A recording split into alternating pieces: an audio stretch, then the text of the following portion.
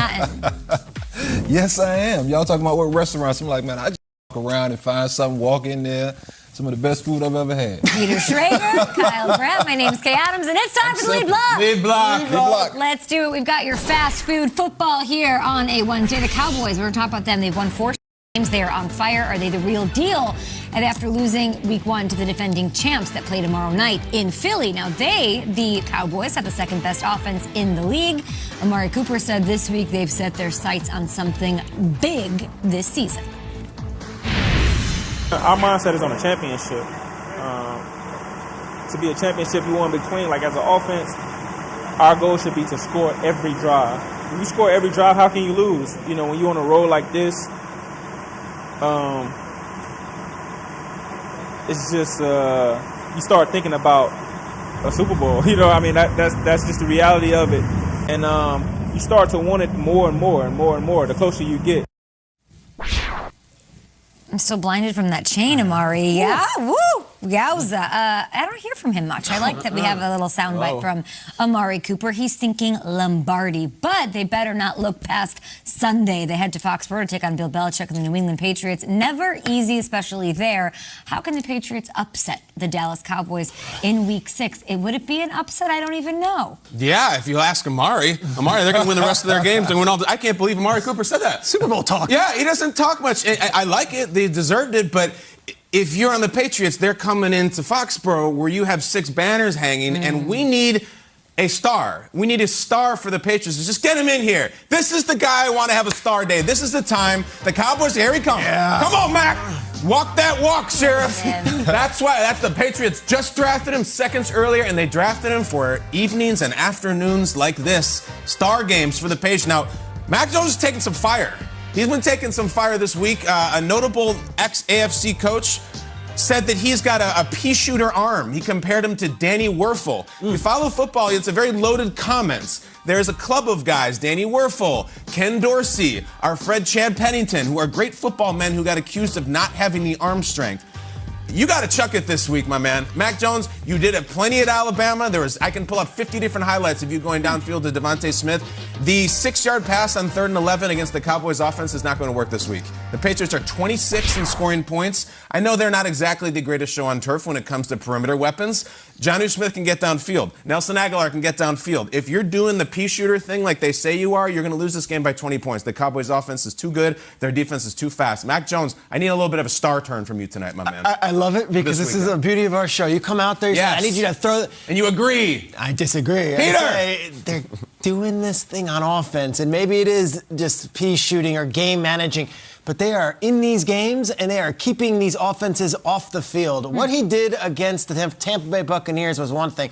I thought the Houston comeback, instead of all of a sudden getting nervous and just throwing these long bombs, it was like 5 yards here, 6 yards here, soak up the clock, 7-yard field goal, touchdown, field goal. Sounds Brady-ish. It sounds very Brady-ish. And in fact, against Dallas, Josh McDaniels had this quote yesterday, and I thought this was really interesting. I saw this. Take a look at this quote here, and he's talking about it. He says, I feel better about where we're at. I think by 6 to 8 weeks, you kind of know what you're at, and more than anything else, what do you want to stop trying to get good at? That's really where you can waste your time as a coach. So they don't try the flea flicker, reverse, jet sweep. It's like, this is working. We're in these games that we're getting by. They're maybe not built for that deep pass.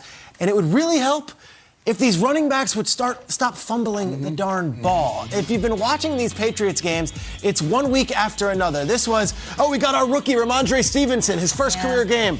Fumbles. Okay, well then we got Damian Harris. What's he going to do?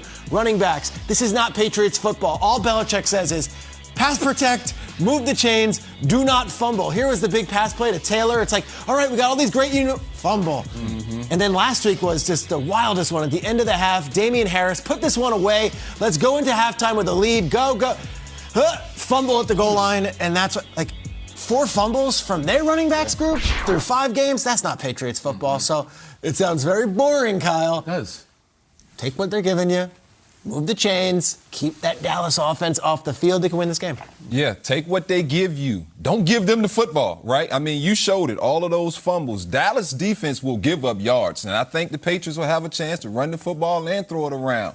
but they can't turn the football over, right? Dallas is giving up yards. They've given up explosive plays in the pass game. It's just about those turnovers. That defense thrives off of getting turnovers. We talk about Trayvon Diggs and how he's able to just go get the football at times, and it's because this defense, they're opportunistic. If they get the chance and that ball's in the air, they have some guys on the back end that can make plays. So, to me, the recipe is obviously the Patriots can't turn the football over, and then the Patriots defensively, they can't let Dallas control the line of scrimmage. And whether that's running the football with the two-headed monsters of Ezekiel Elliott and Tony Pollard, I never thought we'd be saying that, right? Yeah. With Zeke in the backfield, I never thought I'd be talking about two-headed monsters with another guy. But it definitely works. And then we know about this passing game that Dallas has. They cannot let those guys get going. I tell you what, I know everybody in that secondary is wishing they never got rid of Stephon Gilmore when a team like this comes to town, because they have so many explosive weapons on the outside. Schrager, I like the quote from Mr. McDaniels, and I like the it's going well, but it's at some point they have to turn it on, and I'm a little worried that this is a must-win game. I have high expectations for the Patriots. The organization does. Bill Belichick does, and the expectation is that they make the playoffs. They can't not make the playoffs 2 years in a row. And I'll tell you this, their 2 wins, one against the Jets, one a really close one against the Texans last week. They have 7 games remaining against teams that are currently in position to make the playoffs, including the Bills twice, the Chargers, and the Browns. So this game, Schrags, I think is a must-win because I have high expectations. I don't care how they do it. Pea shooting, what are we talking about today? Whatever it is, this is a must-win against the Cowboys. It's really, the Cowboys are really good. So it's like, and they're coming into our building, though, and to your point and to Kyle's point, like, those banners, like, there's some sort of thing where, like, if they're in our building at 4:30 on CBS, like, are we really going to lose to the Cowboys? I don't remember the last time that the Patriots were underdogs against the Cowboys, especially at home. Well, this is a different Patriots team, too, right? I mean, different era. Yeah, and Promising so young quarterback, top 5 defense, though. At some point, you're going to have to turn it on if you want to make it into a crowded AFC playoff picture, and it better be Week 6. And I don't see them getting into it because it is a crowded AFC picture. I mean, you talk about Mac Jones, he's still learning how to play the position. But he's not making mistakes. He's not, but he's not winning games either. And he won last week. He took them on his back. Peter, he did. That was a game that they should have never even been in that situation, though. You want them to... They should have Why never did they been in that draft the first round situation. pick in this guy if they're like, well, we're not built for this. We're not... No. Like, we got to go here. I think Cave's right. Like, you don't go 2-4. Not in that AFC. I think it's time to take the blinders off. I get it. You get your feet wet and a little bit of this, but, like, Mac Jones, first round pick, we have to go. We got to win some games Let's now. get this thing going, Patriots. This will be a great game. There's a lot of great games. Schrags, you were looking at the slate ahead of the week. What do we got? I mean, Packers-Bears, hello. Packers-Bears, we've got a Ravens-Chargers game I can't wait for. Yeah, and then Browns-Cardinals is Browns-Cardinals. Monday night, Buffalo-Tennessee. Talk about it. All right, Derrick Henry, let's see, man. Love it. At GMFB, of course, breaking down what's going on tomorrow in Philadelphia between the defending champion Buccaneers and the Eagles. That's your TNF matchup. But let's welcome in Ian Rappaport now to get the latest ahead of Thursday Night Football tomorrow. What is the deal with Tom Brady's thumb? I hear a lot of finger and thumb talk at the quarterback position, but I hear he's wearing a glove. I heard we will or will not see 2 tight ends on the field, Gronk and Goddard. What's going on? We'll start with Tom Brady. Obviously, anytime you have an injury to a throwing hand of a quarterback, especially a pretty good quarterback like Tom Brady, it is an issue. And Brady admitted that yesterday, basically saying, yeah, if it was my left hand, if it was something like that, I probably wouldn't be focusing on it, but it is my throwing hand. So, yes, it could be an issue.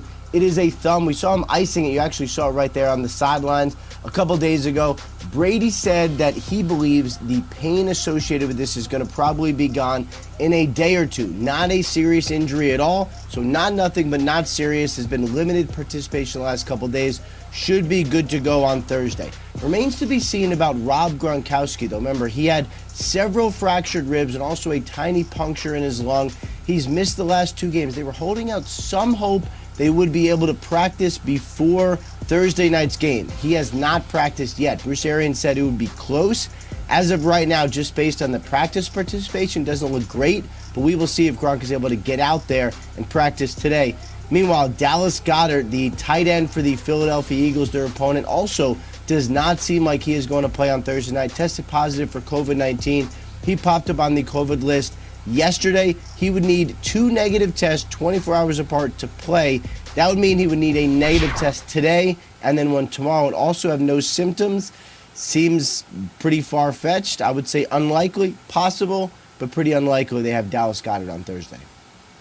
Big bummer for Jalen Hurts. I've seen him show up. I've seen him not show up. So I'm excited to see what they can do. As we all know, there are plays to be made.